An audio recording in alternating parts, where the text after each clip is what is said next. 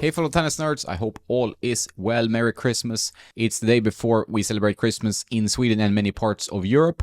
I know there are obvious differences, but I want to wish you all a Merry Christmas or whatever you celebrate. I thought of calling this video the best Christmas gifts of 2022 since it's that time of year, but I didn't manage to make this video on time, so you don't have any time now to buy these gifts, but you can buy them in 2023 if you want. As always, I only recommend products I believe in. I don't take payments to say a product is good when I don't really think it's good. The whole point of this channel is to be honest, so I just want to point that out. If there are products I like, I usually contact them or talk to them and set up some kind of affiliate deal so I get commissions if you buy anything.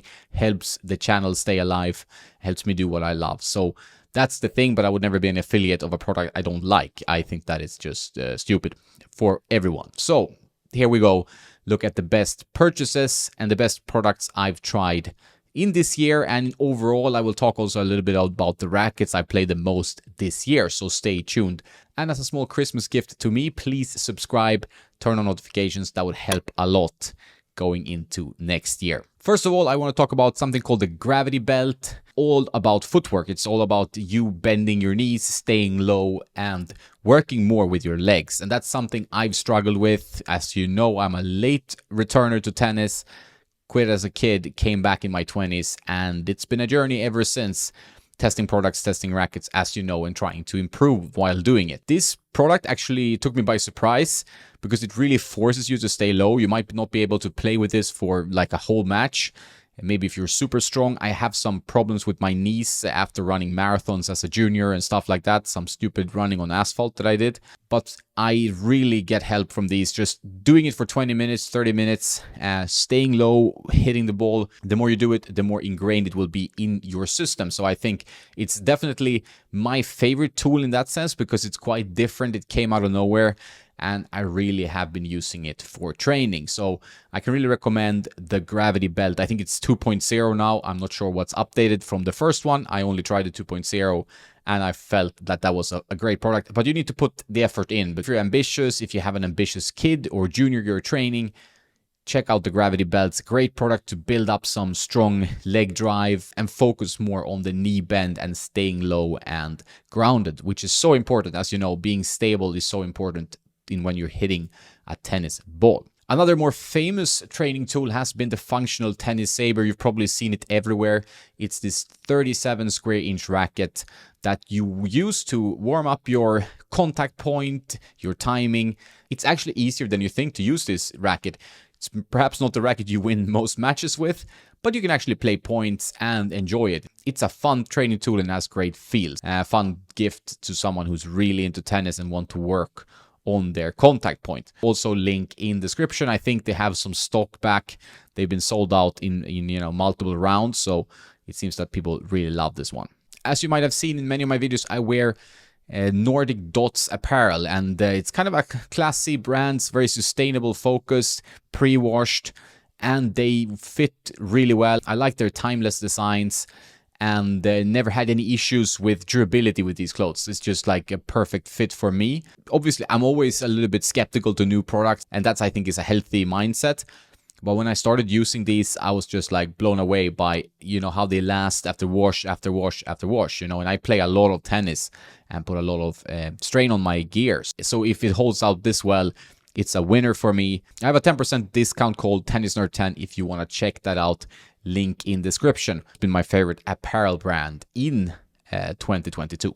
Let's look at shoes. My favorite hardcourt shoe of 2022 is the K-Swiss Ultra Shot. This shoe has really performed well. I have never tried a K-Swiss shoe before. I just heard that they are good, but I was very curious about some different shoe brands this year. I've usually been like on the mainstream brands, Asics, Wilson, Nike, and so on. But very happy about these shoes. Just super stable. Don't hurt my already hurt knees. Good traction, good stability, good durability. I think 2 thumbs up for these K-Swiss Ultra Shot. They worked really well for me. If you want more information, you can check out my full review of all these products actually on YouTube or on tennisnerd.net. This is my favorite hardcourt shoe of 2022 and something I use pretty much every day when I'm on a hardcourt. Now I'm mainly playing on clay courts, and that leads us to my favorite clay court shoe of 2022, which is the Yonex Fusion Rev 4.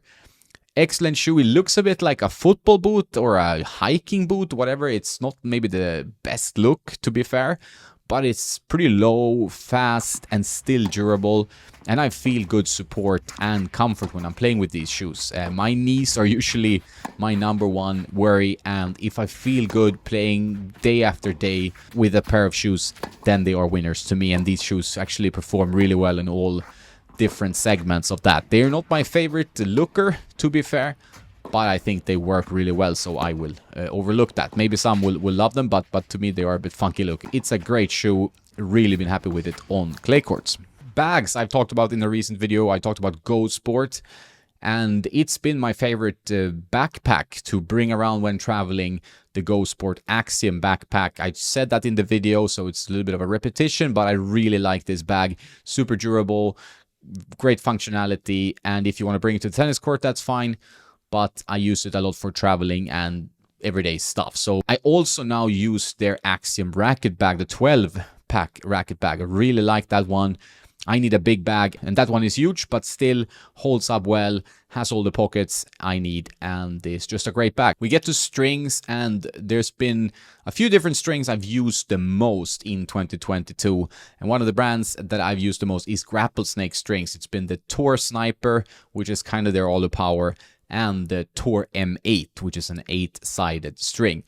These strings have performed great. I have used up one reel each, so that's a good sign since I keep testing new strings and new products throughout the year. But these are strings that I've come back to over and over again, because I think Grapple Snake has found that blend of a softer string that is still control oriented, durable, and has good feel. 10% off using my link in the description if you're curious in testing Grapple Snake strings. My other two favorite strings of the year has been two classics, the Solinco Hyper G Soft, which I tend to use in a smaller head size racket, but it's just a great performer overall. And the Headlynx Tour, which is a stiffer, firmer string, but at lower tension, it really performs, holds tension brilliantly, and just gives you that ultimate feeling of control. Overgrips, I have three favorites. There are not really any surprises here, but people usually ask me about this, so I give my personal opinions. It's obviously always subjective, this stuff, but I like Yonex Super Grap.